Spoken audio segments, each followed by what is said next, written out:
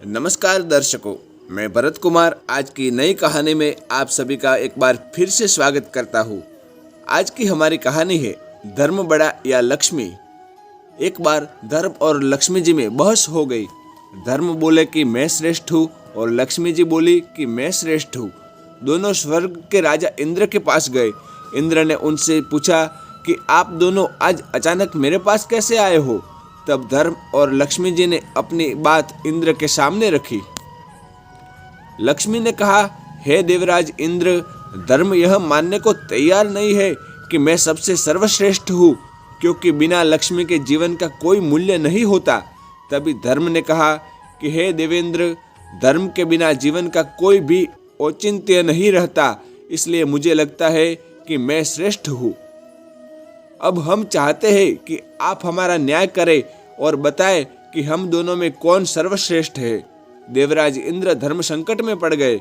उन्होंने सोचा कि मैं कैसे बताऊं कि इन दोनों में से कौन सर्वश्रेष्ठ है। यदि मैंने लक्ष्मी जी को सर्वश्रेष्ठ बताया तो मैं धर्म से चला जाऊंगा, और यदि मैंने धर्म को सर्वश्रेष्ठ बताया तो मैं लक्ष्मी विहीन हो जाऊंगा। उन्होंने बहुत सोचा, पर इसका कोई भी हल उनके दिमाग में नहीं आया। आखिर में उन्होंने दोनों से कहा कि धरती पर मुझसे भी ज्यादा एक न्यायप्रिय राजा है। उस राजा का नाम विक्रमादित्य है। आप दोनों उसके पास जाओ और उससे अपना न्याय करवाओ। वह आप दोनों का न्याय बड़ी सरलता से कर देगा। उनकी बात मानकर लक्ष्मी जी और धर्म दोनों पृथ्वीलोक पर आ गए और राजा विक्रमादित्य के पास पहुंचे। वह राजा से बोले कि हे राजन, आप हमारा न्याय करें। राजा विक्रमादित्य बोले, ठीक है, पहले आप दोनों यह बताओ कि आप अपने आप को सर्वश्रेष्ठ क्यों समझते हो। आप दोनों की बात सुनकर ही मैं यह बताने में समर्थ हो पाऊंगा कि आप दोनों में सर्वश्रेष्ठ कौन है। लक्ष्मी जी और धर्म ने बारी बारी अपनी बात राजा विक्रमादित्य के सामने रखी। लक्ष्मी जी बोली, हे राजन, यदि मनुष्य के पास मैं ना रहूं तो उसका जीवन अर्थहीन हो जाएगा, इसलिए मैं खुद को बड़ी बता रही हूँ। धर्म बोला कि हे राजन, लक्ष्मी के बिना जीवन तो फिर भी चल सकता है, पर धर्महीन होने के बाद मनुष्य के जीवन का अर्थ समाप्त हो जाएगा, इसलिए मैं सर्वश्रेष्ठ हूँ।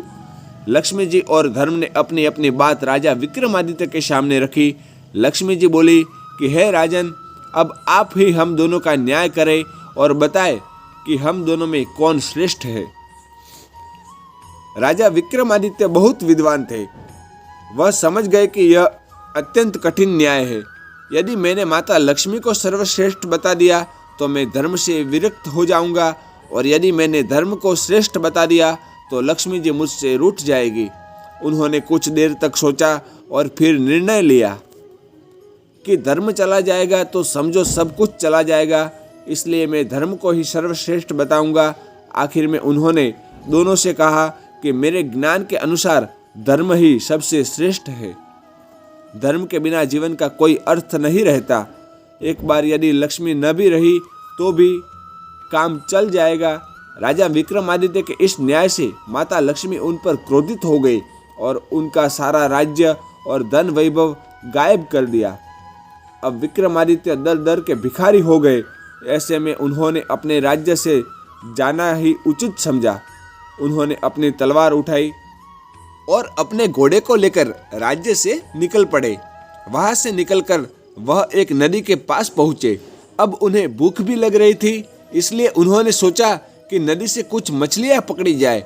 उन्होंने नदी से कुछ मछलियां पकड़ी और उन्हें नदी के किनारे पर रख दिया। उन्होंने सोचा कि स्नान के उपरांत मैं इन मछलियों को खा जाऊंगा।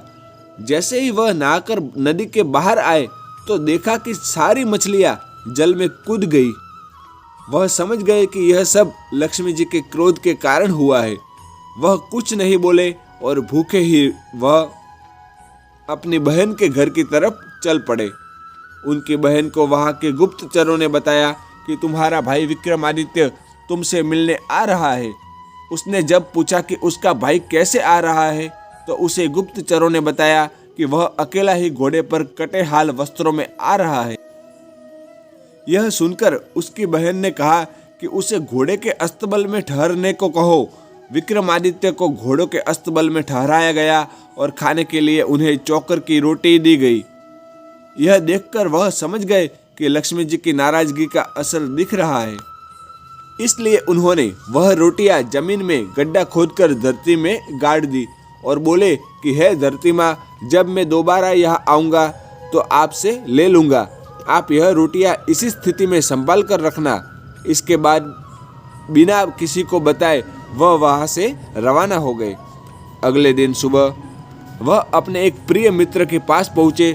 मित्र ने उनका बहुत स्वागत किया। खाने के लिए उसको तरह तरह के व्यंजन परोसे गए।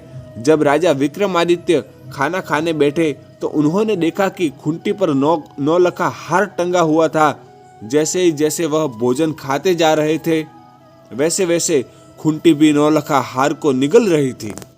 वह समझ गए कि यह भी देवी लक्ष्मी की एक चाल है। जब उनके मित्र की पत्नी ने खूंटी से हार गायब देखा तो उसने विक्रमादित्य पर चोरी का आरोप लगा दिया।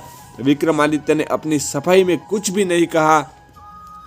उनका मित्र जानता था कि विक्रमादित्य ऐसा नहीं कर सकते, इसलिए उसने अपनी पत्नी को समझाने की बहुत कोशिश की, लेकिन वह नहीं मानी।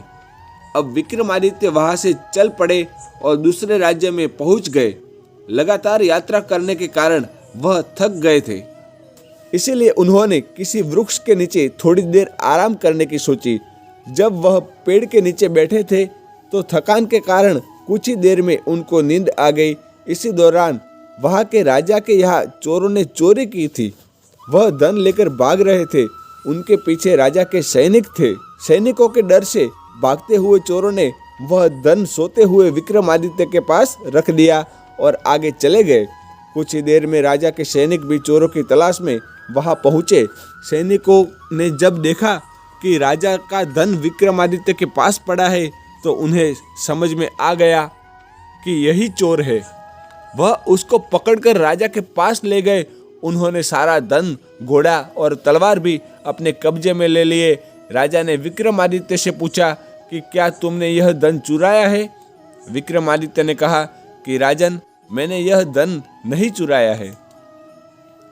पर उनको अपनी बात की सत्यता को सिद्ध करने के लिए कोई साक्ष्य नहीं मिला, इसलिए राजा ने सजा के रूप में उनके दोनों हाथ पांव काटने का हुक्म दिया। सैनिकों ने उनके दोनों हाथ पांव काट दिए और बाजार के बीचों बीच चौराहे में फेंक दिया। इसके साथ ही उन्होंने उनके पास एक जूता रख दिया और वहां लिख दिया कि जो भी इधर से गुजरे वह इस अपराधी को 5 जूते अवश्य मारे। अब जो भी राहगीर वहां से गुजरता वह उन्हें 5 जूते मारता। अगले दिन जहां पर राजा विक्रमादित्य घायल अवस्था में पड़े थे, वहां से उस राज्य का एक तेल निकालने वाला तेली गुजर रहा था। वह स्वभाव से एक दयालु व्यक्ति था। वह राजा के पास रुका, परंतु उसने जूते नहीं मारे। राजा विक्रमादित्य ने उससे कहा कि हे मित्र, मेरे पाँव पर मक्खियाँ बैठ रही है जो मुझे पीड़ा पहुंचा रही है, इसलिए तुम मेरे जख्मों पर यह थोड़ा सा तेल लगा दो तो तुम्हारा बहुत ही उपकार होगा। तेली हंसा और बोला, एक तो मैं तुम्हें जूते मारने की सजा नहीं दे रहा हूँ, ऊपर से तुम मुझसे तेल की आशा करते हो। राजा ने उनसे प्रार्थना की तो उसने थोड़ा सा तेल उनके जख्मों पर लगा दिया। उस दिन जब वह तेल बेचने गया तो शाम तक तेल बेचने के बाद भी उसका तेल उतने का उतना ही रहा। उसे बड़ा आश्चर्य हुआ कि आज ऐसा क्यों हुआ कि इतना तेल बेचने के बाद भी मेरे घड़े का तेल कम क्यों नहीं हो रहा था। उसकी समझ में आ गया कि यह सब उस घायल व्यक्ति के कारण हो रहा है। अवश्य ही वह कोई देवात्मा है। शाम को जब तेल बेचने वाला तेली अपने घर पहुंचा तो वह बहुत खुश हुआ। उसकी पत्नी ने प्रसन्नता का कारण पूछा तो उसने अपनी पत्नी को सारी बात विस्तार से बता दी।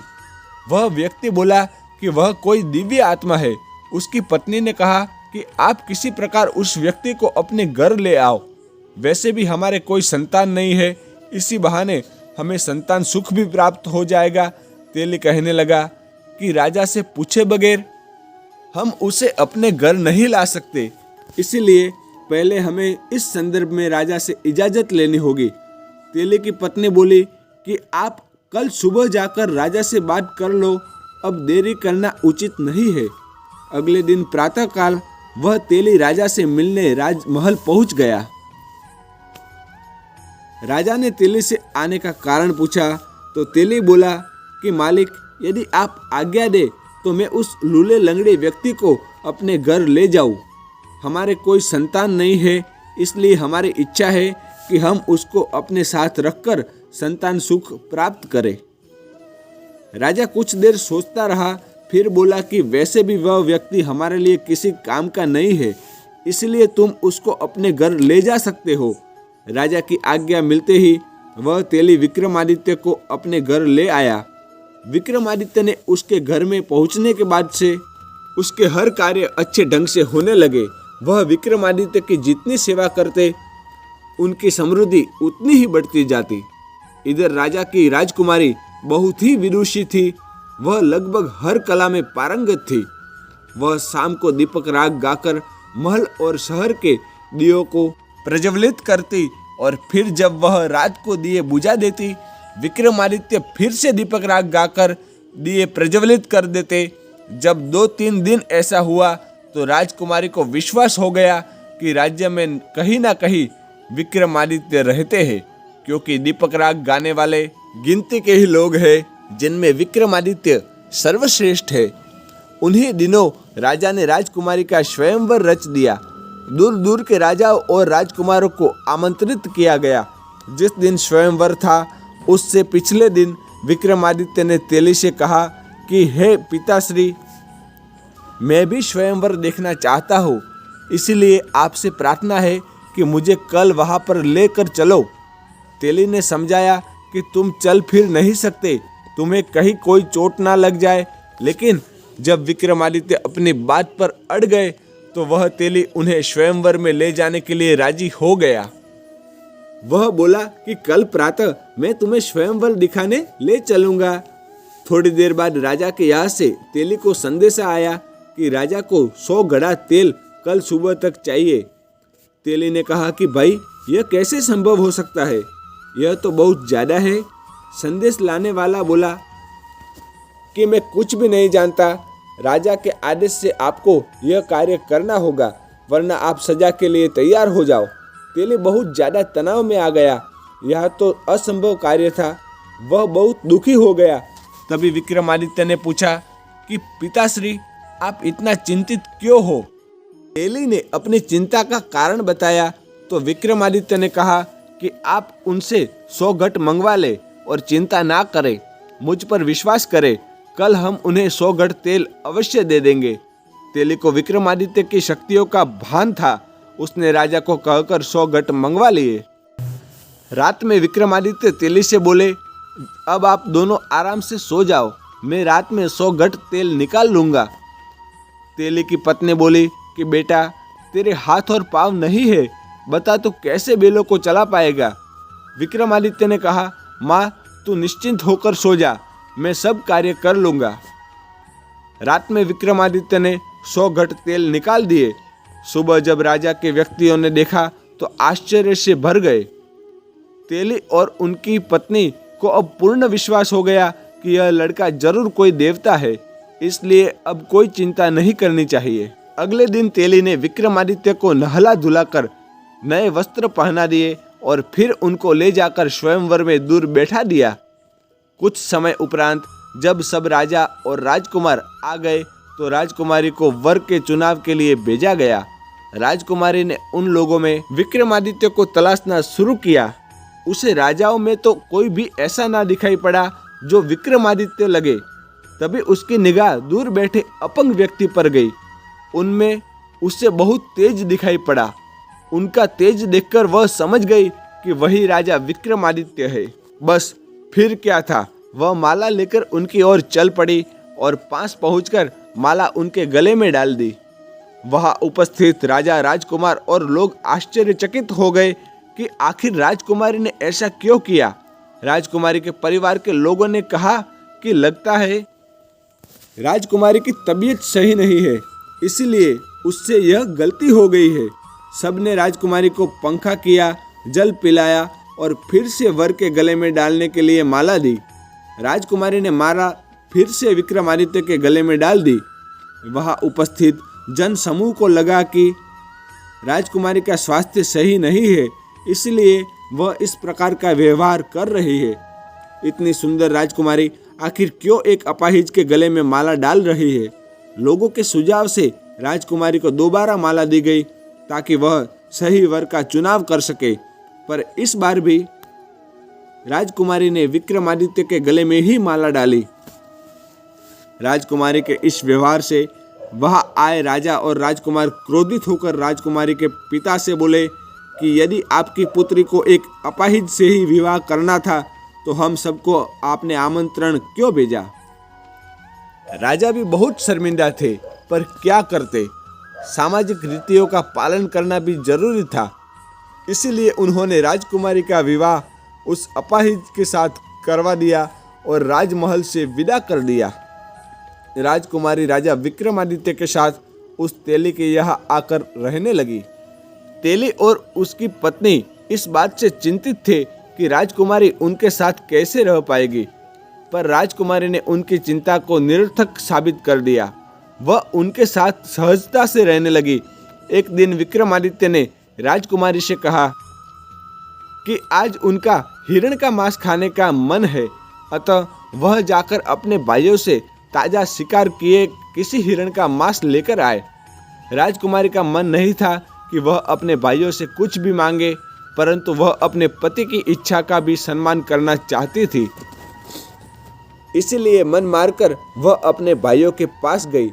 जब उसकी भाभी ने उसके आने का कारण पूछा तो उसने यह बताया कि उसकी हिरण का मांस खाने की इच्छा है।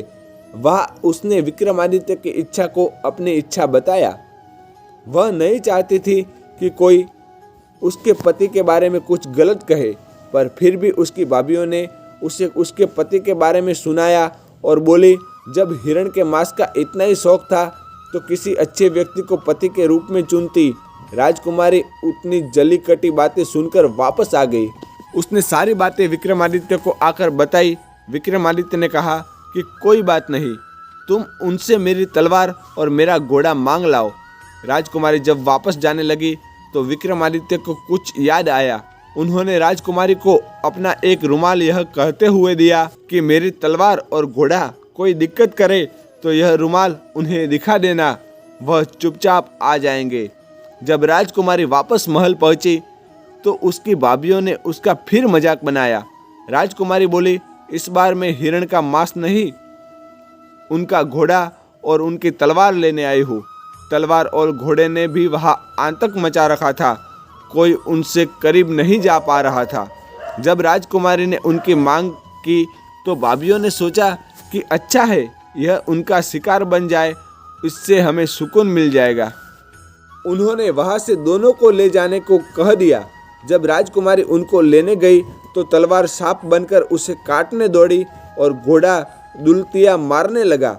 राजकुमारी को विक्रमादित्य की कही बात याद आ गई। उसने तुरंत रुमाल निकालकर उन्हें दिखा दिया। विक्रमादित्य का रुमाल देखते ही दोनों शांत हो गए। राजकुमारी ने तलवार उठाई और घोड़े की लगाम पकड़कर वापस विक्रमादित्य के पास आ गई।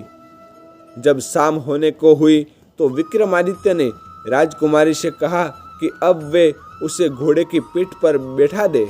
आज वह जंगल में शिकार खेलने जाएगा। राजकुमारी ने कहा कि आप घोड़े की सवारी कैसे कर पाएंगे। राजकुमारी ने तेली की मदद से विक्रमादित्य को घोड़े पर बैठा दिया, पर बिना किसी पकड़ के घोड़े पर से गिरने लगे।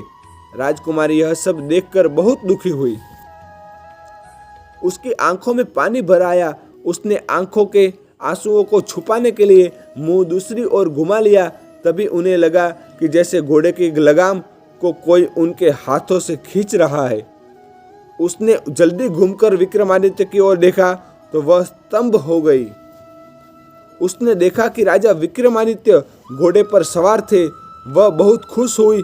उसकी आंखों में यह जानने की जिज्ञासा भर आई कि आखिर यह सब कैसे हुआ। विक्रमादित्य ने उसे आश्वासन दिया कि शिकार से लौटने के उपरांत वह सारी बातें उसे बता देंगे। विक्रमादित्य ने जंगल में पहुंचकर जो भी शिकार किया उसके कान और पूंछ काट लिए और शिकार को वहीं छोड़ दिया। उसी समय राजकुमारी के भाई भी शिकार पर गए हुए थे। उन्होंने जंगल में ताजा शिकार देखा तो उनके मन में लालच आ गया। उन्हें बिना मेहनत किया ताजा शिकार मिल रहा था।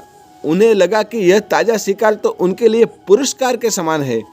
उन्होंने वह सारा शिकार उठा लिया। उन्होंने इसके लिए शिकारी को धन्यवाद दिया और अपने महल की तरफ वापस चल पड़े। वह अब और कुछ दूर चले होंगे कि उन्हें प्यास लग गई। उन्होंने अपने घोड़ों को पास के जलाशय की ओर मोड़ लिया। वहां पर जैसे ही उन्होंने जल पीने का प्रयास किया, एक आवाज ने उन्हें जल पीने से रोक दिया। उन्होंने आवाज की दिशा में देखा तो पाया कि वहां एक योगी खड़ा था। एक महान राजकुमार ने योगी को जल पीने से मना करने का कारण पूछा तो योगी बोले कि हे राजकुमारों, यहाँ का जल बिना मेरी अनुमति के कोई भी दूसरा जीव नहीं पी सकता। राजकुमारों का प्यास के कारण बुरा हाल था, इसलिए वह योगी से जल के लिए विनती करने लगे।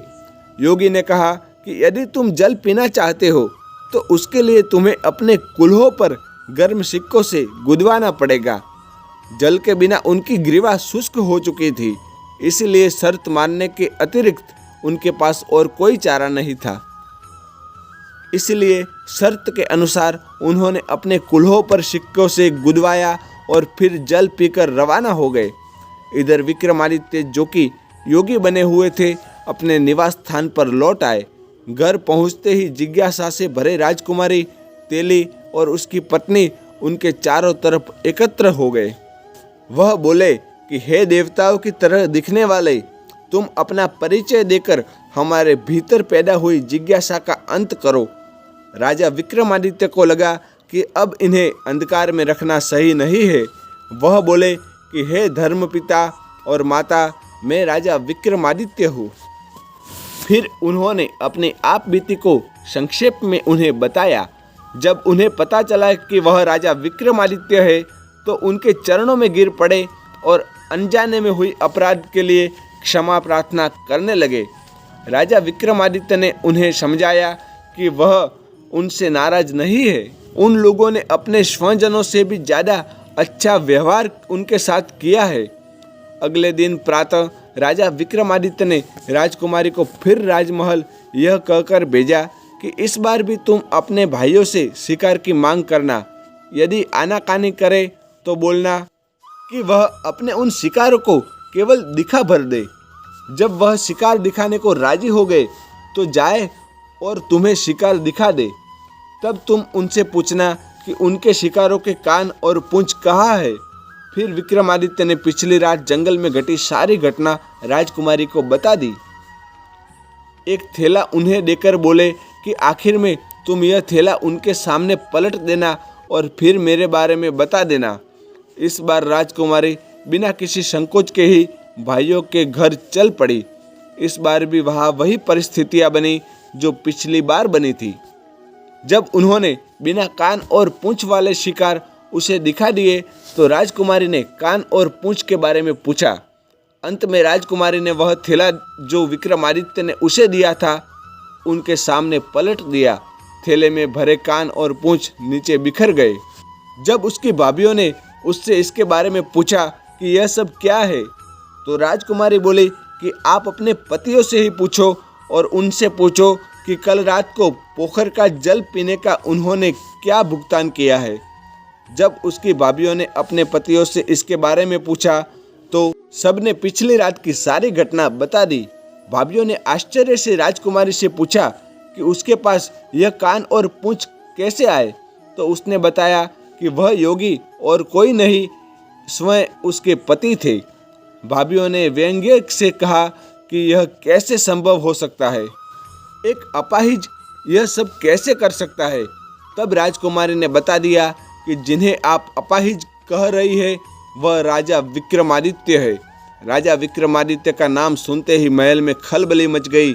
जब यह सूचना राजा को मिली तो वह भी घबरा गए। आखिर उन्होंने ही विक्रमादित्य को दंड दिया था। राजा, राजकुमार और मंत्रीगण सभी तेले के घर की ओर दौड़ पड़े। राजा और राजकुमार सभी राजा के पैरों में गिरकर क्षमा याचना करने लगे। राजा ने उन सब को कहा कि आप लोग दुखी ना हो। यह मेरे धर्म की परीक्षा थी, इसीलिए आप लोगों की मति गुम गई थी। अतः आप लोग यह बात अपने मस्तिष्क से निकाल दे कि मैं आपसे नाराज हूँ। सब खुश हो गए और राजा को अपने राजमहल में ले गए। वहाँ उनकी खूब आव भक्ति की। कुछ दिन वहाँ रहने के उपरांत राजा ने वहाँ से विदाई ली। उन्होंने पूरे साजो सामान से उन्हें विदा किया। राजा विक्रमादित्य वहाँ से पूरे सम्मान के साथ रवाना हुए। राजा ने भी उन्हें भरपूर सम्मान भी दिया। सैनिकों ने पूछा कि राजन, अब हम किस ओर चले? तो विक्रमादित्य ने कहा कि आप लोग मेरी बहन के घर की ओर चलो।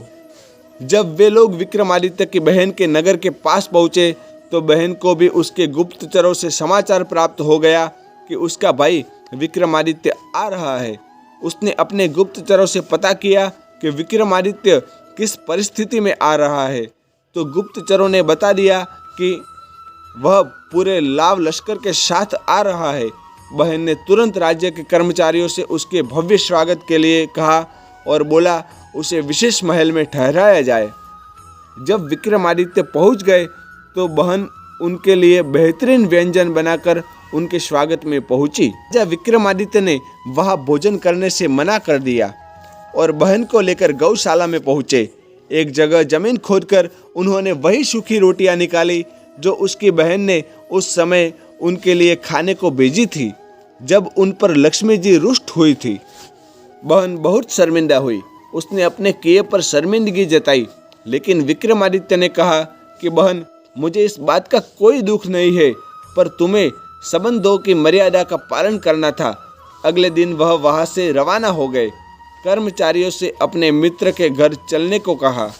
जब वह मित्र के घर पहुंचे तो मित्र बहुत प्रसन्न हुआ और बोला कि मैं तुम्हें प्रसन्न देखकर बहुत खुश हूँ। तुम्हें देखकर मन बहुत ही आनंदित हुआ है। आपसे अनुरोध है कि आप आज रात कम से कम मेरा आतिथ्य स्वीकार करें। विक्रमादित्य ने कहा कि मित्र, मुझे खुद को भी तुम्हारे यहाँ रुकने की इच्छा थी। वह विक्रमादित्य को लेकर के अपने विशेष कक्ष में पहुंचा। वहाँ दोनों मित्रों के मध्य पुराने दिनों की चर्चा हुई।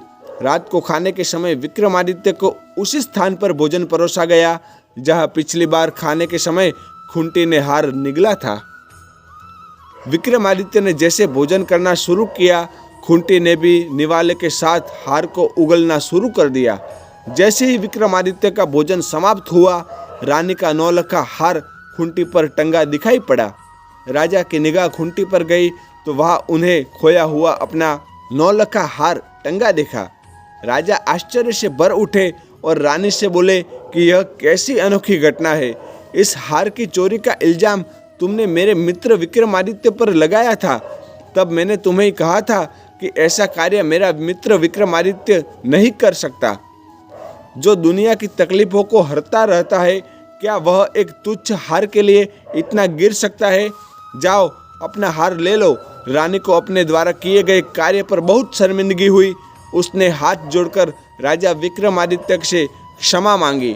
वह बोली कि हे राजन, मेरी मति को उस समय ना जाने क्या हुआ था। मेरे उस अपराध की कोई भी क्षमा नहीं है, पर मैं चाहती हूँ कि आप एक बार मुझे माफ करके मेरी पीड़ा को कम करें। तभी विक्रमादित्य ने कहा कि आप लोग ज़्यादा दुखी ना हो। वह समय मेरा भी विपरीत का समय था। मुझ पर लक्ष्मी जी रुष्ट थी, इसलिए सारी घटनाएं घटी। फिर उन्होंने वह सारी बातें विस्तार से उनको बताई और अगले दिन अपने राज्य के लिए रवाना हो गए। जब वह अपने राज्य में पहुँचे तो उन्हें माता लक्ष्मी जी नगर के मुख्य द्वार पर ही मिल गई। माता लक्ष्मी बोली कि हे राजन, तुम सही थे और मैं गलत थी। उसके बावजूद मैंने तुम्हें जो दंड दिए उसके लिए मैं दुखी हूँ। क्या पुत्र अपनी माता को क्षमा नहीं कर सकता? माँ लक्ष्मी के मुख से ऐसे शब्द सुनकर विक्रमादित्य माता लक्ष्मी के पाँव में गिर गए और बोले कि हे माँ, आप ऐसी बातें ना करें। आपकी परीक्षा से मेरा और भी निखार हो गया, इसलिए मैं आपका आभारी हूँ। विक्रमादित्य की विनम्रता से माँ लक्ष्मी बहुत ही प्रसन्न हुई और बोली, हे विक्रमादित्य, मेरा तुमको आशीर्वाद है कि जब तक दुनिया रहेगी लोग तुम्हें नहीं भूल पाएंगे। यह आशीर्वाद देकर माँ महालक्ष्मी अंतर्ध्यान हो गई। अपने नगर में पहुंचकर राजा और राजकुमारी सुख से जीवन व्यतीत करने लगे। तो दोस्तों, मैं भरत कुमार आपसे विदा लेता हूँ और बहुत ही जल्द मिलता हूँ आपसे एक और नई कहानी के साथ।